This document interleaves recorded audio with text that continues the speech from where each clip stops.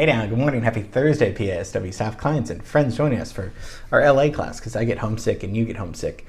Even though we're here, we need to step outside, away from our phones, and just take a look at our surroundings, what's going on. Yesterday we looked at the evolution of melody, and that was a tricky one. And I would love to hear your, your assignment, just to tell me what's your favorite melody and why. Maybe it's not a melody. Maybe it's just a beat that you like this song because it's got a good beat. That's okay too. I'm just, I don't want to just be in my own head. I want your guys' feedback too about, and it's a simple question, but it'd be interesting to talk more about melody, because I do think it might be the most important thing in music, but we'll see. We're discovering together. And that all came from Monteverdi, because we did Monteverdi on Tuesday, the origin of, kind of the first Western composer. And then, so that was cool. And then tomorrow we see results for Chinatown. So today we're actually going to be doing the real Chinatown. So when I think of opium dens, gambling, prostitutes, police payoffs, I think of my ancestors. I think of the district, Chinatown. But also, in the 1930s, 80% of vegetables and produce came from Chinese residents. So they had control of everything that we were eating, all the vegetables and produce. Luckily, I don't eat vegetables, so I would have been fine. Not that they were doing anything wrong with it, but they were super important, Chinese immigrants and Chinese Americans that were born here. So today, we'll be looking at Chinatown.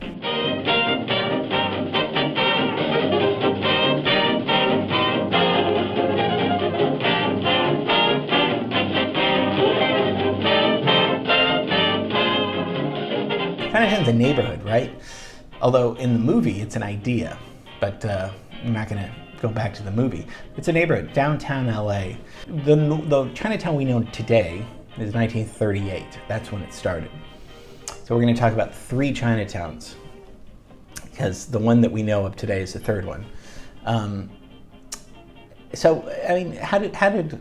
did Asians get here? Japanese, Korean, South Asian immigrants arrived in the United States around the 1800s, okay? So the original Chinatown started in about the late 19th century. This is the first one. And then it was torn away because Harry Chandler, that we talk about every week, developer, real estate, tycoon, owner of the Times, publisher of the Times, said we need Union Station. And Union Station is what we did a class on. And that was the last huge rail station in the United States that was built. So Old Chinatown refers to the location like Alameda Streets from the 1880s to about 1933. That's when Chinatown is the Old Chinatown. There were 2 different Chinatowns in the 1930s, north of Old Chinatown to replace it, and then there was China City from 38 to 48. That idea was by Christine Sterling, who we looked at, who saved Olvera Street. She tried to do this with the China City, and it didn't really take off. It didn't work. There were fires, other things that happened, and like we talked about, 1937 was the year the movie Chinatown took place, and that was the year when there wasn't a real Chinatown because they were moving it. Okay, so we need our timeline. We've looked at Bronzeville. Bronzeville establishes itself in 1942, and remember, that was Little Tokyo. That was all Japanese immigrants, Japanese Americans. And they got they got relocated to Manzanar because of World War II, because we had concentration camps here. We didn't kill them. It wasn't like Nazi, but we did lock them up. And these were Americans. So terrible story. Then all African Americans came in and named it Bronzeville, and that became a center for jazz clubs, for quite a few years.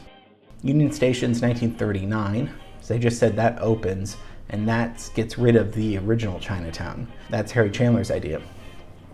So that's what's going on timeline-wise. So supposedly there's 2 different stories, but Joseph Newmark, very rich guy, the story is that he brought the first Chinese person to Los Angeles. It was a servant in 1854. And there's another rumor that there was a Chinese person that was part of the, how those families came from San Gabriel Mission to Olvera Street, that one of them may have been Chinese, but we don't know that. Okay, so maybe the servant came, maybe that was true, maybe that wasn't. But by 1862, Congress passes, the railway. So the Central Pacific Railroad is opened, and we need people to work on it. So that's what brought a lot of Chinese westward. And then 1871, so this is kind of before even Chinatown is established, because if we're in 1871, Chinatown's not really until the 1880s. So they're mostly hanging out at Calle de los Negros. Negro Alley is what they called it back then, this is again on where Union Station is. So I'd be remiss to not mention the Chinese Massacre. 1871 is when 19 Chinese men and boys were killed, mostly hanged. They were lynched by a mob of about 500 men in the city. Some were police, and it was a terrible hate racist crime. People in the 21st century described this as the largest mass lynching in American history. So there were all these rumors that the Chinese community were killing white people, and probably that was mostly all not true at all. But a lot of they rallied up against, and they got men around on horses, and they gathered up these Chinese and killed them. It was terrible. And most of the people the next day that were, about 111 were taken into court. Most of them were all acquitted. So it was a massacre that happened. So terrible. 1882, Federal Chinese Exclusion Act is saying that, okay, Chinese immigrants can't become U.S. citizens and couldn't buy land. Terrible. So when they do start the old Chinatown, almost nothing remains of that today. So there's nothing of the original. So if you go down there, you're just going to see Union Station. But from 1880 to about 1910, that's the original Chinatown. It was kind of bustling. There was about 15 streets and alleys, about a few hundred buildings, and there was a Chinese opera, there was a theater, there were 3 temples, even their own newspaper and a telephone exchange. It was thriving, it was good. Then around the 1910s, drugs comes in. Drugs usually ruin communities and things like that. Opium becomes a huge importer, huge seller, and then opium becomes illegal. So then it goes underground, almost literally, because there are opium dens.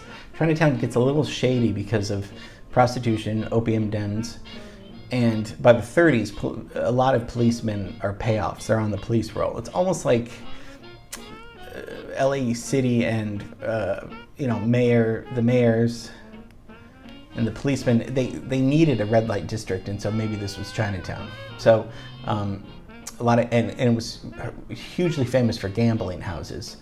And this is where you would go to do those kind of things. So it took a few decades for the Supreme Court to finally say, okay, fine, like you can have a railway system with Union Station. So residents in Chinatown had to leave.